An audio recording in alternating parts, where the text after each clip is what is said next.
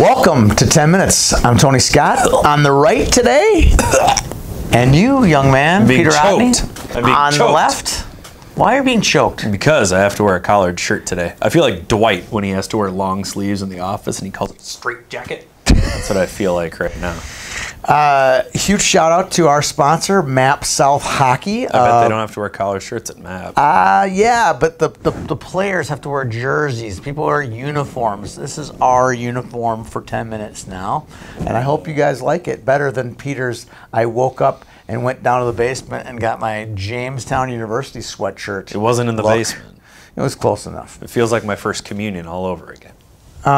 Speaking of christened, I think we've christened some good 10A hockey teams. I hope so. I do the rankings for the 10As, and I thought it'd be easy. Minnetonka, they won the Dangle Fest, going away. That's the best team we've seen. Seen a lot of those young ladies in our Players-Only League. They're talented. Guess what? Yeah, exactly. Time out on your theory there, champ. I know. Well, tell me about Woodbury, what they did in the Skate for the Roses. Cruised through the Skate for the Roses. 3 shutout wins, didn't allow a goal throughout the tournament, outscored their opponents by a combined 16-0. Might have been more than 16. Might have been more. You know, they, sometimes in those brackets, they don't put more than 7 goals. The difference was more than 7. But to be fair to Tonka, they played more games at the Dangle Fest and allowed just 1 goal. So it's a little bit of a toss-up between the Predators and the Skippers. Which gives me a flashback to 2 years ago when Woodbury was just loaded. They had the Gannett's twins and the Emily Pohl. They were loaded, and then a lot of the same girls that we saw at the 12A who won the Dangle Fest, Kaya Sander and Ruby Rauk. Which Rauk? Lucy. There are 2. Lucy. Rauk. They're both Rauks. Yes. They had those. That was a good team too at 10A. Of course. You take those 2 teams, and now we're having like a repeat of the same. The top 2 teams in the state are Woodbury and Minnetonka. Congratulations to them. So for now, Minnetonka's #1. Woodbury, love to see those 2 teams maybe get hooked up for a game somewhere this year down the road. point. Are you sure you're having a flashback and not a hot flash? Because you're a million years old? No, it's a flashback. I know the difference, definitely. Let's talk some 12A. We saw a great championship, semifinal and championships. I think we had the best 4 teams in the state there. We had Tonka, Edina, Proctor Hermantown, and Stillwater. Those 2 teams, the bottom 2, 3 and 4 from our tournament, met in the championship game over at St. Croix. They did. Who won? Proctor Hermantown, 5-1 over Stillwater. Side note, Bemidji, who won the 10A division of the Skate for the Roses last season, takes 3rd in the 12A. They got a nice group. That's an excellent showing from the Northland. They got a nice group. I wish I would have been able to get out there. We were a little busy with the Scortacular. Slightly busy. 12Bs, Wayzata wins. They beat Stillwater Red, who's always a solid 12B team, 5-1. And our #1 team in 12As this week, Minnetonka. Not only are they were undefeated in our event, they also came back, played Edina again last week, and defeated them again. They've won like 8 or 9 straight. It's a great since resume. The pause. Yeah, They'd get hired on Indeed. So they're #1 in 12A, #1 in 15A. No surprise, our good friends from Andover. Yeah. They're undefeated this year. They're #1 in the state. And right behind them, take one guess without looking at the board. Take one guess who's #2. And won the Skate for the Roses. Edina. Is that computing right there? Yes. Edina won 3-1 over Osseo Maple Grove. Osseo Maple Grove, nice little squad. Yeah, they do. They're good. They're I did the Teenage. rankings for 15s. They're right in the mix for sure. There's about 4 or 5 teams. Just like every year in 15A, there's 4 teams that no one can beat except each other, and then there's about 10 teams between 5 and 15 that are kind of all the same. You know, line them up, pull them out of a hat, kind of thing. It sounds like high school hockey in general. Pretty much, yeah. So, all right. So let's talk a little girls' high school puck. Yeah. What do you got? What's the big games? You were at one last night. This is a big game for a couple of reasons. I'm going to start with Warroad over Roseau. Huge. So big game, couple reasons. #1, huge rivals, obviously. Yep. You know, throw out the record books when these teams get together.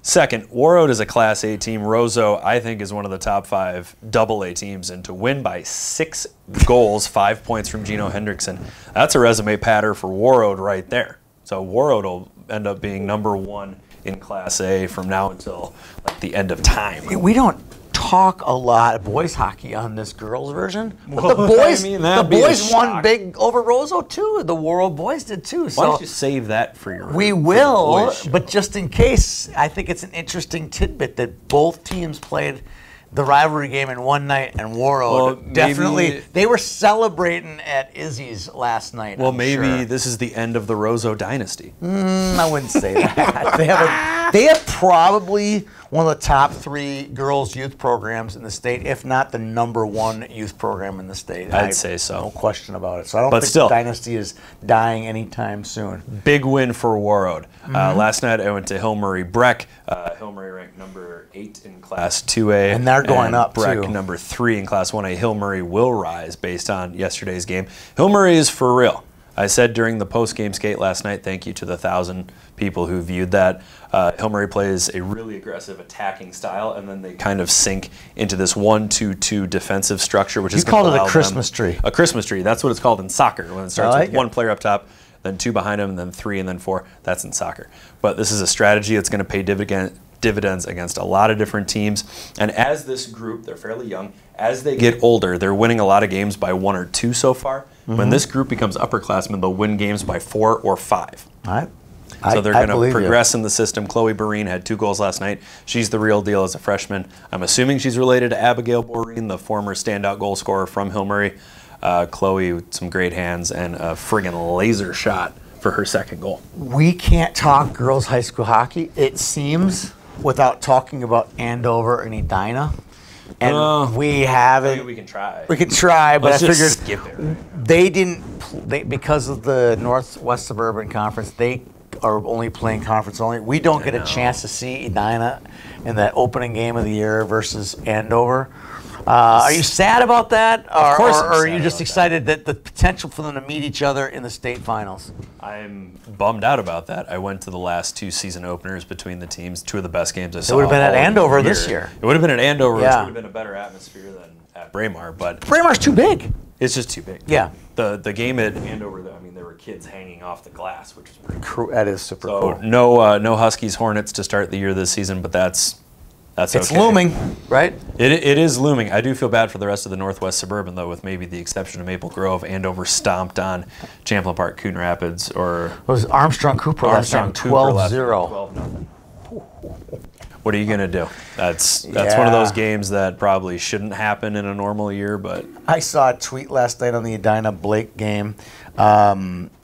But it was like, Connor from Chorsky. I'm like, get used to it, hockey fans. You're going to see a lot of Emma Connor and Hannah Chorsky this year. Yeah, she had a hat trick. Doesn't surprise me at all. So some great hockey being played at the girls level this year. These girls someday will go on. A lot of these girls go out and play college hockey, and some of the best will go play pro. And right now there is a lot going on in women's professional hockey. Too much going on. Do you want to start with the CEO of Barstool Sports getting her nose broken in the women's hockey world? I don't know if she got her nose. Well, she's getting her nose trouble. She's in trouble. She's not in trouble because if you compare the social media armies, as my XL vest balloons right now, if you compare the social media armies between the NWHL and Barstool, it's not fair. It's not a fair fight. So I think in terms of perception, Nardini will come out on top in this, but in reality, nobody wins. Nobody, you're right. So Erica Nardini from Barstool has been a champion of the NWHL and of women's hockey for the past several years. She's been one of the biggest cheerleaders and one of the most vocal cheerleaders. There is of women's sports. Of women's sports in general. Yeah. And on her didn't podcast, she say she wanted to buy a team? She did. She said on her podcast, Token CEO, that she wanted to buy an NWHL team. And if I know Erica Nardini, she could reach into her purse and buy a NWHL team. Maybe not, but I think she has the pull where she could bring in some investors and buy a team. Anyway, that's neither here nor there. There was an NWHL player. Well, so a tweet went out on Token CEO, which was addressed to all of the Erica Nardini haters. She catches a lot of flack for working for a company like Barstool. Right. A white male-dominated website. Which, to be fair, has had kind of a checkered past. Choppy past with some of the things that have been said. But there is an NWHL player who responded to all the Erica Nardini hater tweets, whatever, that said, "You don't represent us. We don't want you involved with the NWHL." Oh, it's tough. No matter how you feel about Barstool, I don't know if one player can speak for an entire league, which isn't exactly swimming in cash right now. Right. I don't know if you can thumb your nose at a company that's valued at nearly $1 billion. You're not exactly biting the hand that feeds you, but you're slapping away the biggest plate that anyone has tried to bring to the table. Correct. I agree. That's a good analogy. It just kind of shows the dysfunction of the NWHL, which really sucks because it's an incredible idea. It's a cause worth fighting for, but the founder and commissioner had to step down last year. They have a new commissioner this season. The split with the PWHPA, some of the world's best players have splintered from the league. It just feels like there's a million different voices and no one singular goal for the NWHL. And the worst part is that it's stomping this Barstool thing is stomping all over what they're doing right now out in Lake Placid. They're playing some great hockey. They really talk are. some hockey now. Yeah. Thank you for your opinion. I appreciate it. All that aside, the Whitecaps are 3-0. Our Minnesota Whitecaps. To be honest, my favorite team in the NWHL is the Toronto Six. I own a Toronto Six jacket, which therefore makes me their biggest fan in the Twin Cities area. One of them. 1-1-1 so far. But you know what's coming up tomorrow, folks? The Toronto Six taking on the Buffalo Buttes. Biggest rivalry in the NWHL. Throw out the record, Brooks. Set them on fire. Have they ever played before? Nope. But they're the two. They're the closest. But they're close. They're close to each other. They are close. So I'm going to be tuning into that tomorrow night. If you see a whole bunch of tweets come out from the YHH Twitter handle about the Six Buttes game, don't be surprised. All right, let's end the show with some fun. I need another red block. We need a game puck, so Todd will flip that to one of us. Yeah. I don't need to get hit in the head with that thing. You want to go first in the game puck? Like Brady against his zone defense. My game puck goes to the PA music guy at Aldrich Arena last night. The best. It was like I was at the world's greatest wedding reception. You had from right where we started from, or whatever the song is called by Maxine Waters. I was grooving to that. Cool in the Gang, Celebrate Good Time. Yeah, Yeah. Who's Maxine? Yeah, it's Maxine Nightingale. Somebody's named Maxine Waters. Where we started? Yeah, that one. I was vibing to that one. Yep. So excellent job last night by the PA guy from Hill Murray. I had a blast. All right, mine goes out to kind of a girls hockey thumbs up game puck. We've covered since the pause. For 2 weeks we've covered a lot of hockey, boys hockey, youth hockey, girls hockey, high school hockey. As a rule, my game puck goes out to the girls. This one's for the girls. The girls are wearing their masks way more efficiently than the boys are. Keep leading by example, girls. We appreciate it. We love going out and shooting pictures. Makes it easier to take pictures. Yeah, we want to shoot pictures of people playing, and we're not taking pictures of half masks or zero masks. Let's get those masks over the nose. Let's keep on keeping on playing hockey. Don't give them a reason to say no. Exactly. All right, last question of the day. Oh, here we go. It's the if you could. We talk about top 10 teams a lot. We're talking about Hill Murray. We're talking about Breck. We're talking Warroad, Roseau, Andover, Edina. Yeah. Let's talk about a team.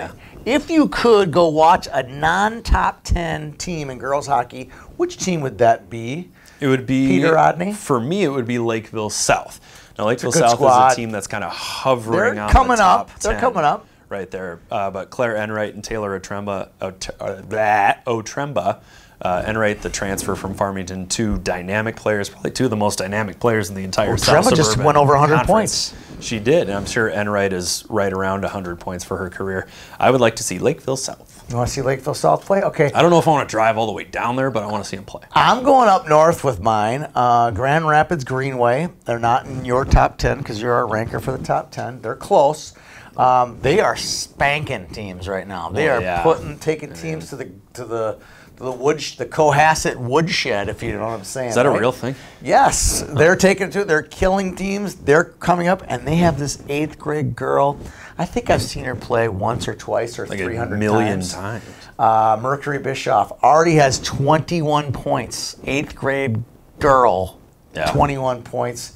Good job, Mercury. I'm going to be in Grand Rapids tomorrow. I hope I see you there because I know one of your brothers will be playing. Maybe both your brothers will be playing for the Thunderhawks. So that would be the team I would like to see is the Grand Rapids Greenway. Yeah, Are they the Lightning? They are the Lightning. They are the Lightning. It's kind of a bummer they're in the same section as Andover. Yeah, big time bummer.